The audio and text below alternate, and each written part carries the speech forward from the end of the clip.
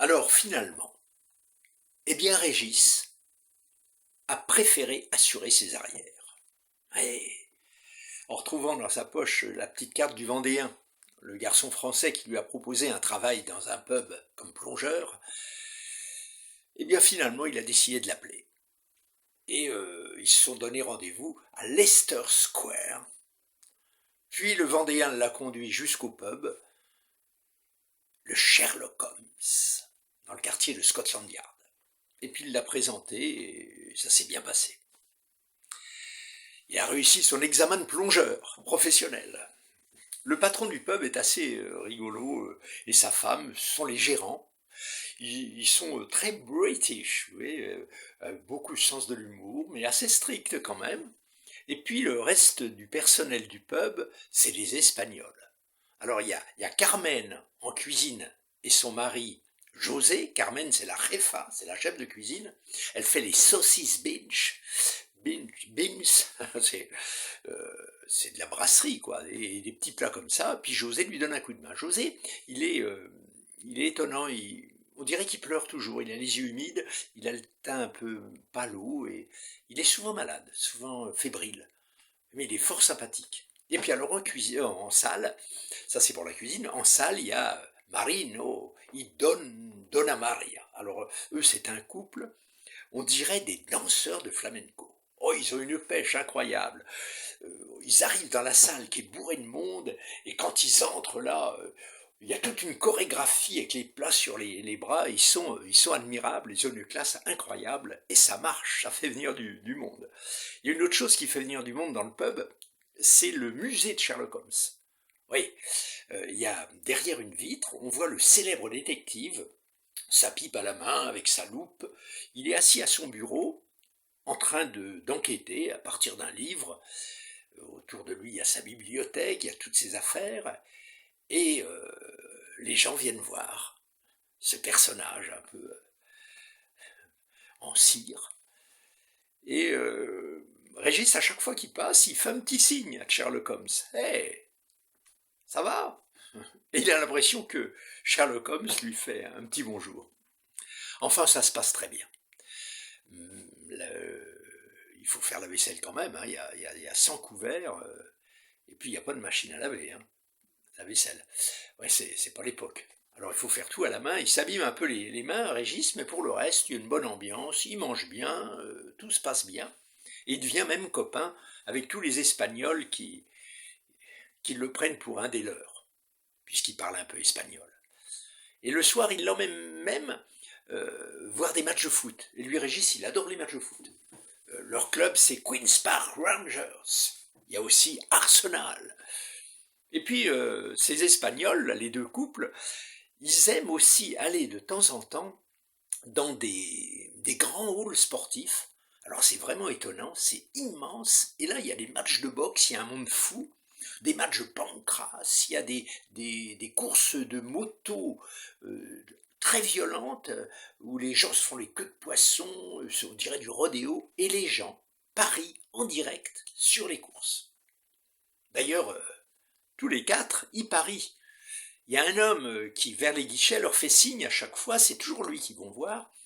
C'est un homme assez rondouillard, des lunettes rondes, un peu énigmatique. Régis l'aime pas beaucoup. Et il les fait parier, semble-t-il, des sommes assez importantes. Et d'ailleurs, à chaque fois qu'ils reviennent le soir, ils sont un peu déconfits. Visiblement, ils ne gagnent pas grand-chose, pour ne pas dire rien du tout. En tout cas, ils rentrent un peu en silence et Régis essaye d'égayer un petit peu l'atmosphère, mais ils n'ont pas trop la pêche. Enfin, les jours passent, et puis ils font leur pari, ils sortent, et Régis aussi. Un matin, Régis arrive au pub pour faire la vaisselle comme d'habitude, et là, Carmen est toute seule. Il lui demande, il est malade, José? Oui, malade, enfermo.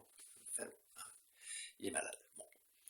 Alors, Régis donne un coup de main à Carmen pour les saucisses Binch, et puis il fait sa vaisselle, il nettoie par terre, enfin bon, il essaye d'assurer, hein.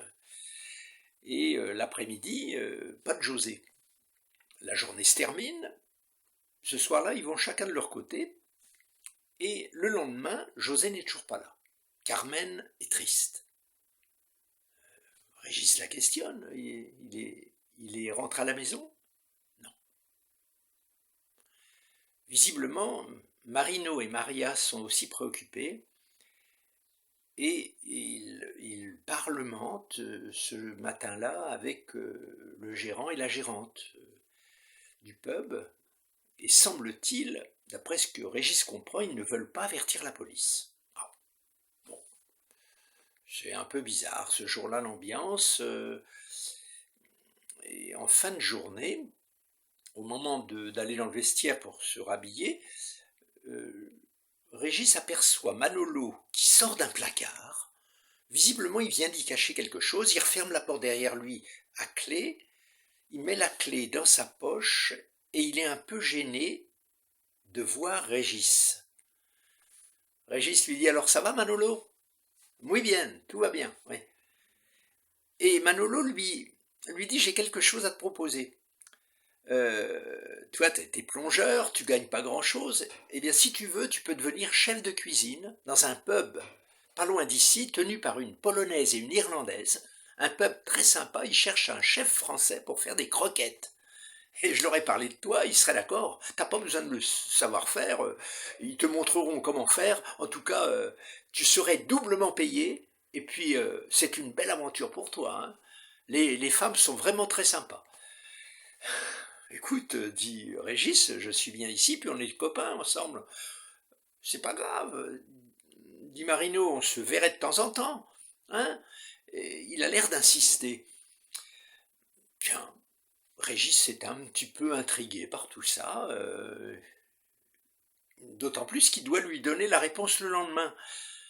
Ce soir-là, juste avant de quitter le pub, au moment où il va sortir, Régis aperçoit de l'autre côté de la rue une voiture noire, et à côté du chauffeur dans la voiture se tient l'homme rondouillard avec les lunettes rondes. Il le reconnaît, il est sûr que c'est lui. Il semble attendre quelqu'un. Régis se cache derrière un rideau, il attend, et au bout d'un moment, il voit sortir Manolo et Maria qui montent dans la voiture. Les portières claquent et la voiture démarre. Régis est un peu intrigué, il sort de derrière son rideau, il regarde Sherlock Holmes derrière la vitrine, et il a l'impression que Sherlock Holmes lui fait un clin d'œil. Ah ça, il en est sûr. Et tout d'un coup, il lui vient l'envie d'enquêter. Et il se dit, je peux très bien me laisser enfermer cette nuit dans le pub. Il doit bien y avoir quelque chose, quelques indices qui traînent par là. Il a quelques secondes pour se décider, se cacher sous une banquette pendant que les gérants quittent le pub, ou bien choisir de donner sa réponse positive le lendemain pour devenir chef des croquettes. Qu'est-ce que vous feriez à sa place? Une nouvelle aventure avec 2 femmes et lui comme chef cuisinier, en étant payé double? Ou bien le côté enquête, enfermé la nuit avec Sherlock Holmes?